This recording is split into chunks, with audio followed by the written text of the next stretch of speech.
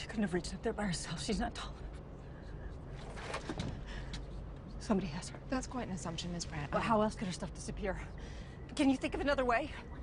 I have to talk to the captain. I can ask him, ma'am, but I can't guarantee that he'll see you. People do things to little girls, sick things. You know that. I need to talk to the captain. You will go back to... Hey. Go back to your seat. Someone has my daughter. Do you understand? Hey, somebody watch her. Hey! Captain, I have to speak to you. Captain, I have to speak to you. Captain, I... The film opens with Kyle Pratt, a skilled American aeronautical engineer living in Berlin, ready to travel to the United States to mourn her husband, David, who died in a fatal accident. Kyle struggles to accept this truth. She still harbors delusions that her spouse is still alive, but she must accept the fact. Kyle had to accept that the body in the casket was truly her spouse. Kyle will carry her husband's remains back to America to be buried. She will return home with her 6-year-old daughter, Julia. The goal is for Kyle to bury David in his hometown. Then she and Julia will stay at Kyle's parents' house for a while. Kyle and Julia were ready to leave their apartment on a snowy morning. Julia, on the other hand, is reluctant as she descends the steps and expresses her fear of going outside. Kyle attempts to get Julia to go, and she eventually agrees as long as she can hide beneath her freezing coat. Then they got a cab to Berlin International Airport. However, as Kyle was looking at the flight itinerary, Julia vanished. Kyle panicked and searched for Julia all around her. Finally, she discovered Julia gazing at a magazine rack at a shop. Kyle became upset and shouted at Julia, but she later controlled her emotions and apologized to her. When it was time to depart, Julia and Kyle boarded the newly completed LGE 474 airplane where Kyle helped with this project. The jet is flown by Alto Airlines, a large and expensive airline. They sat in seat number 26, Julia in the window seat and Kyle next to her. In the seat in front of them, a family of 2 parents and 2 children appeared to be squabbling. Even yet, the environment aboard the plane appeared normal and under control, with the exception of the children's problematic conduct. Julia had time before the plane took off to carve a love mark in the dew on the glass. The jet eventually took off from the airport. Although the initial turbulence was less smooth due to the rather bad weather that night, the plane managed to fly smoothly and safely.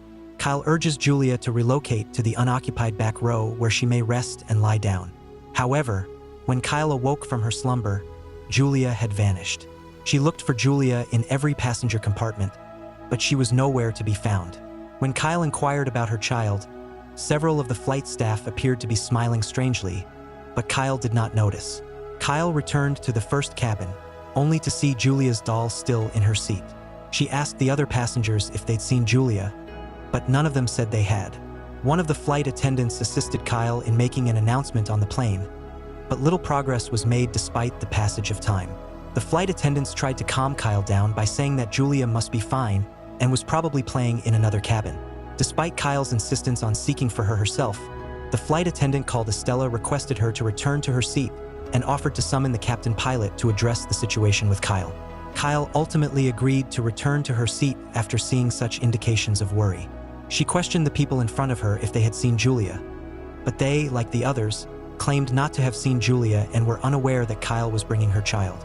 Sometime later, a flight attendant named Stephanie, who had phoned the airline to double-check the passenger records, informed Kyle that her daughter had not boarded this aircraft with her.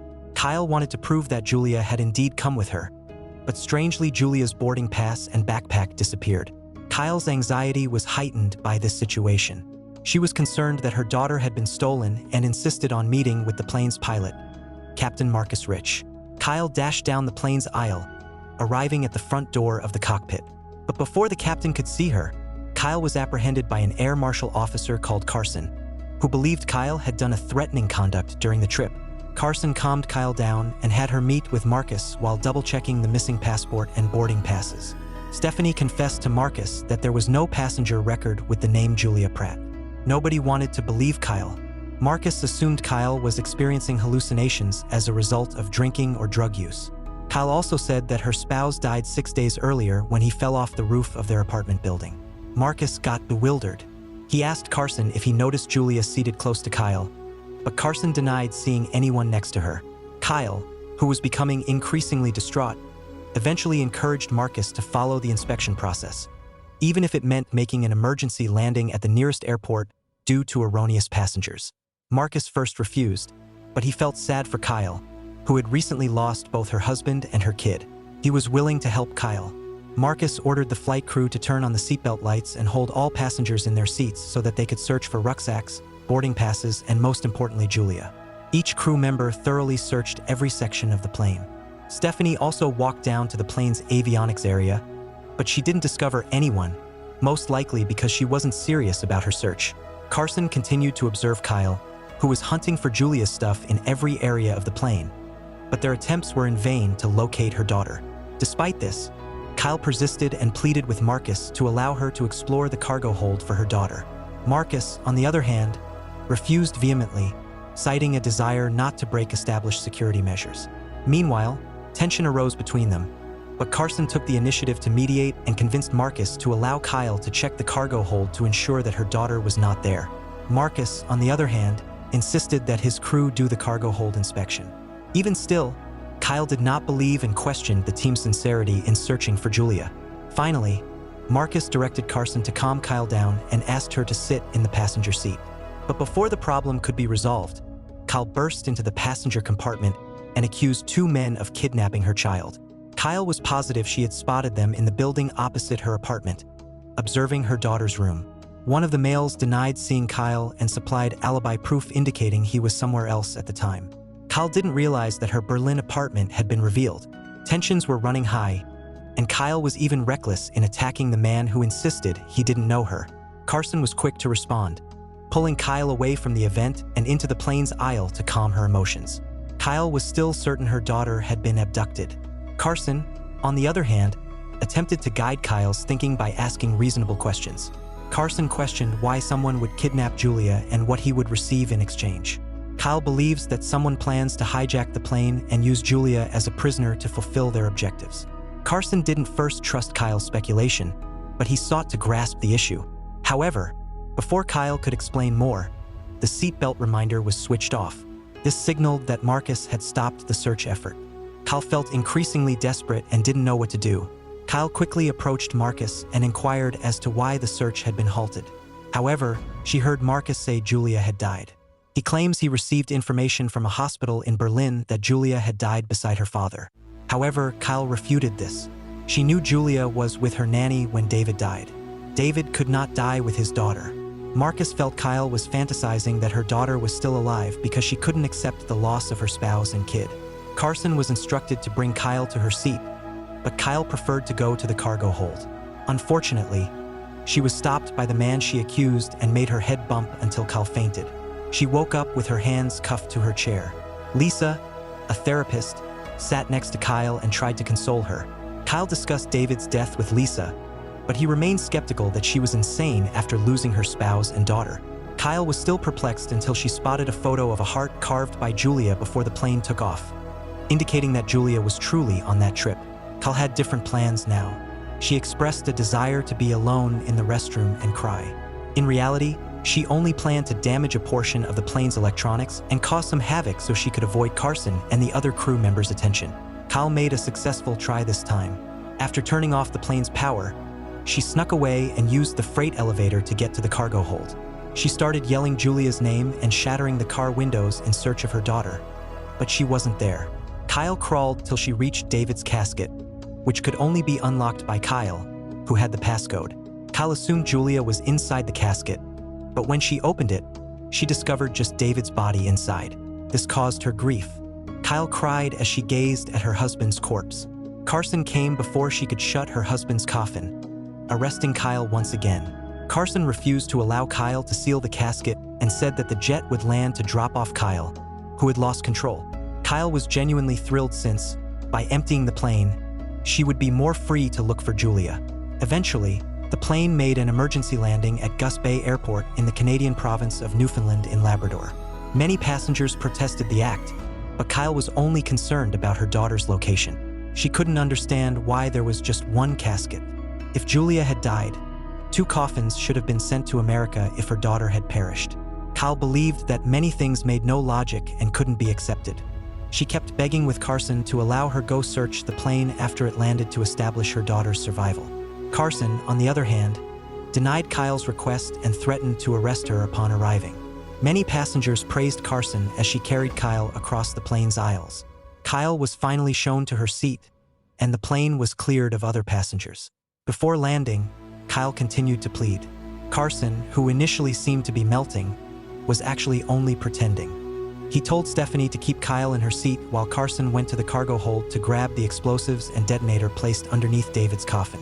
Carson then went to the avionics room, where Julia was hidden. He activated the explosives and returned to the cockpit. Carson set Kyle up by informing Marcus that Kyle demanded a ransom of $50 million or else she would blow up the jet. Carson joined Stephanie in this nasty scheme. Marcus, who was originally skeptical, tried to speak with Kyle but was stopped by Carson. Carson was able to control Marcus's mind and persuade Stephanie not to divulge his crime. However, Stephanie realized that Kyle had started to suspect what was really going on. After the money was transferred by the company to the account provided by Carson, he planned to detonate the bomb, killing Kyle and leaving Julia dead by holding the detonator. Before landing, Carson shackled Kyle and informed her that FBI officers would arrest and question her later, maybe even assisting her in her hunt for Julia within the plane. When the jet landed in Newfoundland, the FBI promptly surrounded it, and all passengers exited it. When Kyle noticed Marcus preparing to leave, she stopped him and requested that all of the objects in the cargo hold remain.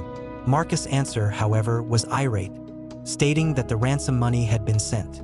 This time, Kyle realized Carson was the brains behind this catastrophe. Carson attempted to flee, but Kyle managed to apprehend him and forced him to return to the plane. Kyle also ordered all the crew to get off the plane immediately. Once the plane was empty, Kyle attacked Carson with a fire extinguisher, knocking him unconscious for some time. Kyle then shackled Carson to the metal door and removed the explosive.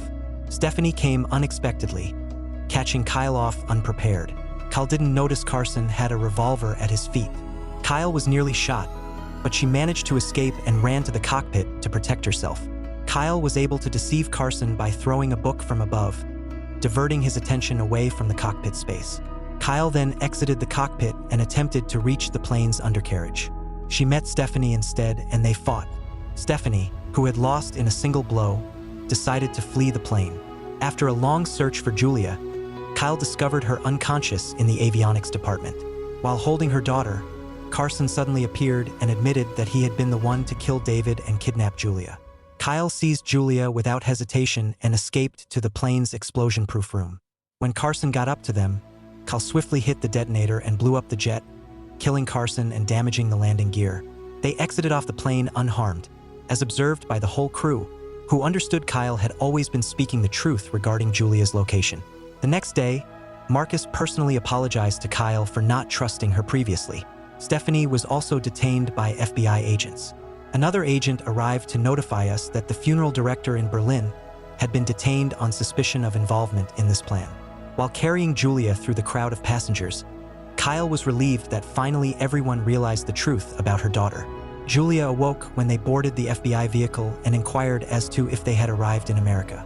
Kyle was happy to see her daughter waking up in excellent health, and the film was finally finished. Thank you for watching, and do not forget to subscribe. See you in the next video.